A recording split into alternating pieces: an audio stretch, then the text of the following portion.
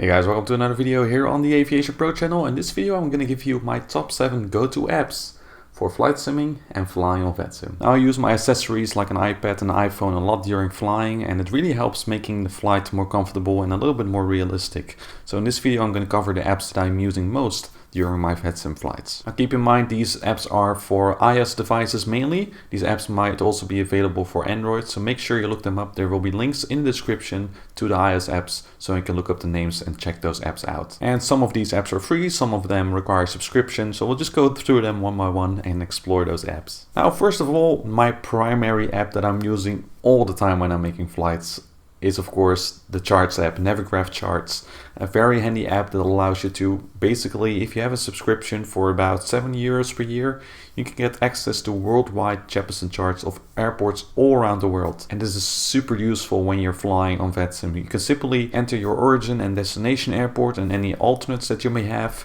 and you can basically load up the charts of any airport that way. And it's a great overview with a sidebar on the left, so you can see all the chart names, and it's divided between departure, arrival, and taxi, for example. And then on the right you have the chart itself. So it's a really easy way of navigating through all the charts. And again, global access to all the charts that you need. I mean, for €7 per year, it's actually quite affordable and I think very worth the money. So you don't have to look up the free charts via aeronautical information publications of countries or VATSIM websites. You don't have to look them up all yourself, and especially keeping them up to date is a great hassle. So with this app, you just have access to up-to-date charts all the time, and it's just very useful. And another nice little feature of the Navigraph app is that you can actually show your position on the chart when you're flying, and this allows you to make navigation a little bit more easier, so you know exactly where you are in relation to the chart. The next app that I'm using all the time when flying on VATSIM is RemoteFlight COMM. This is a little app that allows you to control your communication radios in the flight simulator. It used to be a free app. Right now I think it's only €1, so it's really not that expensive, but it's super handy because now you don't have to use your mouse in the virtual cockpit anymore to tune frequencies. Now you can just keep looking ahead in the sim, and then with your actual fingers you can actually tune the radios on your iPhone. In my case, because I have the iPhone placed at the bottom of the throttle quadrant where the real world radios usually are in an airliner. So super useful. You can basically tune frequencies in both the COM1 and the COM2 radio and put one frequency in standby, and then with the simple click of a button you can transfer to the next frequency. And this really allows you to change frequencies quickly and without having to look down in the virtual cockpit. So it's super handy for your VATSIM flights. Then we'll go over to the next app, and that app is VATMAP. Now, again, this is something specifically for flying on VATSIM. It's a free app that allows you to display the current traffic situation and air traffic control activity on the VATSIM network. Now, VATMAP specifically is a little bit more advanced. You can also view the bookings of ATC. You can view some charts. You can look up the weather of a particular airport by simply entering the ICAO code, and then we get the METAR and the TEF information. So very useful to do that on a remote device like an iPad. And again, the map view is really handy to get a good idea of the traffic situation at the airport you may be flying to. And you can use it next to Unicom, for example, when there's no ATC.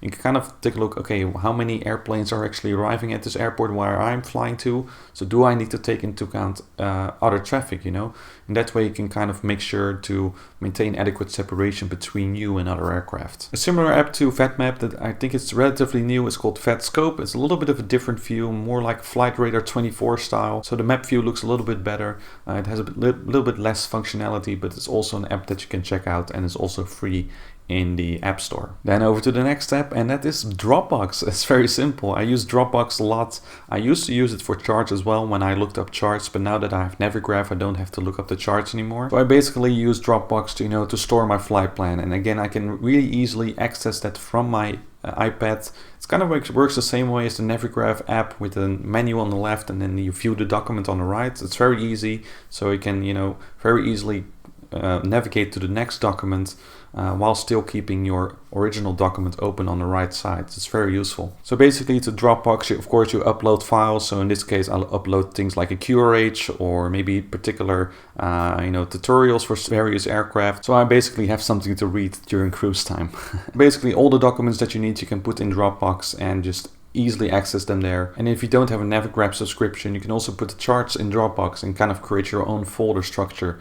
And then based on that way, you can find your charts. And of course, when flying, weather is very important to take into account. And for that, I'm using the Windy app. Now, Windy is not really an app that I'm using during flight. It's more of an app that I use in preparation for a flight to kind of look at the overall weather situation across the globe or where I'm flying, for example, in Europe. It's a free app, very nicely made. You can get a good overview of the winds at different altitudes, so at surface level and different flight levels, and you can check the ISO bars to see where high and low pressure areas are, and also things like rainfall or clouds. And you know, it's just gives you a general overview of the current weather situation in the region that you're flying, and it's very useful. It can either help to avoid weather that you don't want to fly in when flying your VATSIM flights, or it can help you to pick some nice destinations if you want to have some challenging weather. And by having this great overview, it's easier to pick such destination. And then over to the next step, and that is VNC Viewer. Now, VNC Viewer is really just an app to have a remote desktop accessibility. So from your phone or your iPad, you can very simply access your desktop and manipulate your computer from distance. Now, I mainly use this, for example, when I'm doing a long flight and I need to cook something in the kitchen or use the bathroom. You can just access your desktop and kind of see what's going on with the aircraft. Of course, you cannot really fly the aircraft. The connection is a little bit slow, but you know, it really allows you to check what's going on, to make sure that nothing weird happens. If something weird happens, you can simply just run back to your home cockpit and fix it, and then go back cooking again in the kitchen. And last but not least, the FlightRadar 24 app. This is an app that of course all of you know that I've already mentioned, but it's a really useful app in order to get a good overview of the real world traffic situation. So I mainly use FlightRadar in order to check out you know, what the active runways are at particular airports. You know, sometimes from the METAR or, you know, weather description from an airport, you cannot really make out which runway would be active. For example, if the wind is exactly perpendicular to a particular runway, then you don't know which runway is exactly active. So by looking at FlightRadar, you can simply zoom in on an airport and see where the aircraft are landing and taking off. Especially at a complex airport where there's a lot of traffic, it can really help you to pick the right runway for landing when there's no ATC on VATSIM, for example. And FlightRadar 24 is also nice to use if you're really following a real-world flight. So you can simply look up the real-world flight and check yourself out on VATMAP, and then compare the locations to see how well you match up with the real-world flight. And this is very fun. I did it on my Amsterdam to Seattle flight a while ago.